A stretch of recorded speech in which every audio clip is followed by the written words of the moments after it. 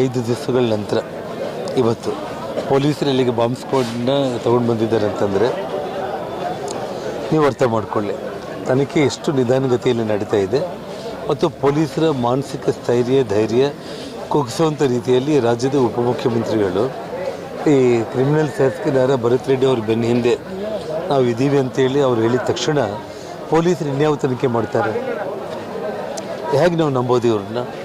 ಹಾಗಾಗಿ ಈ ರಾಜ್ಯದ ಉಪಮುಖ್ಯಮಂತ್ರಿಗಳೇ ಈ ರೀತಿಯಂತ ಹೇಳಿಕೆ ಕೊಟ್ಟಾಗ ಮುಖ್ಯಮಂತ್ರಿ ಆಗಬೇಕಂತ ಕನಸ್ಕೊಂಡಿರೋ ಒಬ್ಬ ವ್ಯಕ್ತಿ ಕ್ರಿಮಿನಲ್ಸ್ಗಳನ್ನ ಸಪೋರ್ಟ್ ಮಾಡ್ತಾನೆ, ಪೊಲೀಸರ ಒಂದು ಧೈರ್ಯ ಕುಗ್ಗಿಸ್ತಾನೆ. ಜನಾರ್ದನ್ ರೆಡ್ಡಿಗೆ ಸೆಕ್ಯೂರಿಟಿ ಬೇಕೆಂದರೆ ಅಮೆರಿಕ ಚೈನಾದಿಂದ ಬೇಕಿದ್ರೆ ತೊಗೊಂಡು ಬರಲಿ ಅಂತೇಳಿ ದುರಹಂಕಾರದ ವ್ಯಂಗ್ಯದ ಮಾತುಗಳನ್ನ ಮಾತಾಡ್ತಾರೆ ಅಂತಂದರೆ ಈ ಮನುಷ್ಯ ನಾಳೆ ಈ ರಾಜ್ಯದ ಮುಖ್ಯಮಂತ್ರಿ ಆದರೆ ಈ ರಾಜ್ಯದ ಜನರ ಗತಿ ಏನಾಗಬೇಕು? ಹಾಗಾಗಿ ಪೊಲೀಸರಿಗೆ ಇವಾಗ ಒಂದು ಬುಲೆಟ್ ಸಿಕ್ಕಿದೆ ಅಂತೇಳಿ ಹೇಳಿದ್ದಾರೆ. 5 ದಿನಗಳಿಗೆ 40 ಬುಲೆಟ್ಗಳು ಎಲ್ಲೆಲ್ಲಿ ಬಾಯಿ ಆಗಿರುತ್ತೆ, ಪೊಲೀಸರೇ ಎತ್ತಾಕೊಂಡು ಹೋಗಿರ್ತಾರೆ ಅನ್ನೋ ಅನುಮಾನ ನನಗಿದೆ. ಸೊ ಹೆಂಗೋ ಅದೃಷ್ಟಕ್ಕೆ ನನ್ನ ಕೈಯಲ್ಲಿ ಸಿಕ್ಕಿರುವಂಥ 3 ಬುಲೆಟ್ಗಳನ್ನ ನಾನು ನಿನ್ನೆ ಪೊಲೀಸರ ಒಂದು ಪಂಚನಾಮೆಯಲ್ಲಿ ವಿಡಿಯೋಗ್ರಫಿ ಮೂಲಕ ಕೊಟ್ಟಿದ್ದೀನಿ. ನಾನು ಇವತ್ತು ಅವ್ರ ಕೈಯಲ್ಲಿ ಒಂದು ಬುಲೆಟ್ ಸಿಕ್ಕಿದೆ. ಯಾಕೆಂದರೆ ಒಂದು ಸಿಕ್ಕಿಲ್ಲ ಅಂದರೆ ಪೊಲೀಸರ ಕಣ್ಮುಂದೇನೆ ಫೈರಿಂಗ್ ಆಗಿದೆ ಅಂದರೆ ನೀವೇನು ಮಾಡ್ತಾ ಇದ್ದೀರಿ ಅಂತೇಳಿ ಪಾಪ ಒಂದು ಬುಲೆಟ್ ತೊಗೊಂಡಿದ್ದಾರೆ. ನೋಡೋಣ ಇನ್ನು ಮುಂದೆ ಏನೇನು ಮಾಡ್ತಾರೆ. ಪೋಸ್ಟ್ ಮಾರ್ಟಮ್ ಬಗ್ಗೆ ಅನುಮಾನ ವ್ಯಕ್ತಪಡಿಸಿದ್ದಾರೆ. ಅವ್ರು ನೋಡಿ ಪೋಸ್ಟ್ ಮಾರ್ಟಮ್ 2 ಬಾರಿ ಮಾಡಿಸೋ ಅವಶ್ಯಕತೆ ಏನಿತ್ತು? ಆ ಡಾಕ್ಟರ್ಗಳ ಮೇಲೆ ಪೊಲೀಸರ ಮೇಲೆ ಎಷ್ಟು ಒತ್ತಾಯ ಇರಬೇಕು ಹೇಳಿ ನೀವು? ಹಾಗಾಗಿ ಅಂದರೆ ಆ ಒಬ್ಬ ಕ್ರಿಮಿನಲ್ ಶಾಸಕ ಭರತ್ ಅವ್ರ ತಂದೆಯೂ ಕ್ರಿಮಿನಲ್ ಆಗಿರೋ ಕಾರಣ ಅವ್ರ ತಂದೆ ನಾರಾಯಣ್ ರೆಡ್ಡಿ ಅವರು ಒತ್ತಾಯದಿಂದನೇ 2 ಬಾರಿ ಪೋಸ್ಟ್ ಮಾರ್ಟಮ್ ಆಗಿದೆ ಅನ್ನುವಂಥದ್ದು ನಮಗೆ ಪಕ್ಕಾ ಮಾಹಿತಿ ಇವಾಗ ಬಂದಿರುವಂಥದ್ದು. ಅಂದರೆ ಅವರು ಕ್ರಿಮಿನಲ್ಸ್ ಆಗಿರೋ ಕಾರಣ ಅವರು ಪ್ರೈವೇಟ್ ಗನ್ಮೆನ್ಗಳನ್ನ ಇಟ್ಕೊಂಡಿದ್ದಾರೆ, ನಮಗೆ ಯಾರಿಗೂ ಇಲ್ಲ. ಏನೋ ಒಂದು ಪ್ಲ್ಯಾನ್ ಮಾಡಬೇಕಂತ ಹೋಗಿರ್ತಾರೆ.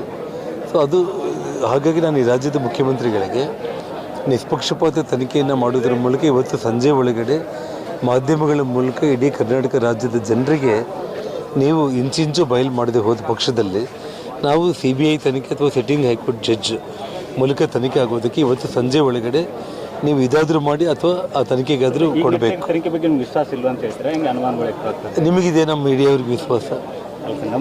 ಅಲ್ಲಲ್ಲ, ನನ್ನ ಅಭಿಪ್ರಾಯ ಇಲ್ಲ, ನೀವು ಹೇಳಿ. ಮೊದಲನೇ ದಿನ ಫೈರಿಂಗ್ ಆದರೆ ಜನವರಿ 1ಗೆ 5ನೇ ತಾರೀಕು ಬಂದು ಬುಲೆಟ್ ಹುಡುಕ್ತಾರೆ ಅಂತಂದರೆ ಅರ್ಥ ಏನು? ಇದರಲ್ಲಿ DK ಶಿವಕುಮಾರ್ ಅವರು ಇದೆಲ್ಲದಕ್ಕೂ ಕೂಡ ನಾಳೆ ಈ ತನಿಖೆ ವಿಫಲ ಆಗೋದಕ್ಕೆ ಪೊಲೀಸರ ಒಂದು ನೈತಿಕತೆ ಕುಗ್ಗಿಸುವಂಥ ರೀತಿಯಲ್ಲಿ ಅವ್ರನ್ನ ಹೆದರಿಸಿ ಬೆದರಿಸ್ತಾ ಇದ್ದಾರೆ. ಇವತ್ತು ಅವರು ಭರತ್ ಬೆನ್ನಿಗೆ ನಾನು ನಿಂತಿದ್ದೀನಿ ಅಂತ ಹೇಳಿಕೆ ಮೂಲಕ ನನ್ನ ಬಗ್ಗೆ ದುರಹಂಕಾರದ ಮಾತುಗಳು ಮಾತಾಡಿರೋ ಮೂಲಕ ಈ ರಾಜ್ಯದ ಸಾಮಾನ್ಯ ಜನರು ಕೂಡ ಭದ್ರತೆ ಇಲ್ಲ ಅನ್ನೋಂಥ ಮೆಸೇಜ್ ಅವರು ಕೊಡ್ತಾ ಇದ್ದಾರೆ. ಈ ರಾಜ್ಯದ ಮುಖ್ಯಮಂತ್ರಿ ಆಗಬೇಕಂತ ಕನಸು ಕಂಡಿರುವಂಥ ಒಬ್ಬ ವ್ಯಕ್ತಿ ಕಾನೂನು ಬಗ್ಗೆ ಅಗೌರವವಾಗಿ ಹಗುರವಾಗಿ ದುರಹಂಕಾರದ ಮಾತುಗಳೇನು ಮಾತಾಡಿದಾರಲ್ಲ ಅವ್ರ ಬಗ್ಗೆ ಈ ರಾಜ್ಯದ ಜನರು ಕೂಡ ಯೋಚನೆ ಮಾಡ್ತಾರೆ. ಹಾಗಾಗಿ ರಾಜ್ಯ ಸರ್ಕಾರದ ಈ ಪೊಲೀಸ್ ತನಿಖೆ ಮೇಲೆ ನಮಗೆ ವಿಶ್ವಾಸ ಇಲ್ಲ.